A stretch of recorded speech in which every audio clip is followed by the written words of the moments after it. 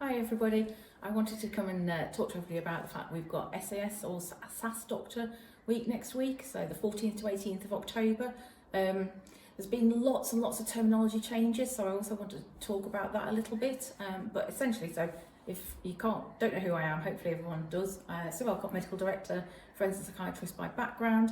First of all, big shout out because we've got almost 50 SAS doctors now in the trust, and it's been a big endeavour to really start to grow and have a group of SAS doctors and really think about their career development, which does bring me on to really talking about how much we value our colleagues, and we need to be really clear about. So I think, again, please remember SAS doctors or SAS doctors, because sometimes we get into old language, so that's the first thing. SAS doctors is really about inclusivity. So SAS doctors means that we are talking about specialty doctor, we're talking about associate specialist, and we're talking about specialist roles. I can't get my teeth around all those ists. And what I'm really pleased to say is that clinical services across the trust have been looking at where do these roles actually sit, where do they fit, where can we start to develop them. So I know older adults and adults mental health have done quite a bit of work around that, which is really great to see. We've got a really strong group in terms of SAS doctors at Rampton who support in terms of the on-call rota and all the day-to-day work.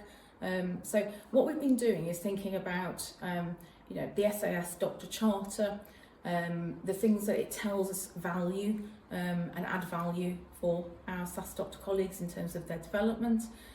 Colleagues have also recently shared with me the SAS 6. There's a lot of S's in this talk. So the SAS Collective, I was talking to colleagues only earlier today about understanding the 6 sort of statements that we are looking at how we can endorse those statements, because they're in line absolutely with what we are doing actually in terms of SAS doctors development, in terms of portfolio, pathway careers, as used to be called CSER, just for any of us old people out there. We're also looking at how do we open up other roles in leadership, such as education roles, appraiser roles, which fits really nicely with the SAS 6. And I think, with it being SAS Week next week, it's really timely. Bit of a shout out for some of your leads as well. So you've got Dev, who's the SAS tutor, you've got Atif, who's the SAS advocate, and then Victoria, who's the SAS rep in terms of LNC. And I know they're doing loads of great work with colleagues looking at support. And we've got SAS Doctor event coming up in December, really looking forward to seeing as many colleagues who can get to that. So I'm not going to tell you everything about what's going on next week, but hopefully other people, not just SAS doctors, will perhaps listen to this and join and celebrate in understanding more about that part of our workforce and the importance. And like I say, just enjoy the week. Let's really promote SAS doctors and the valuable role that you're all playing.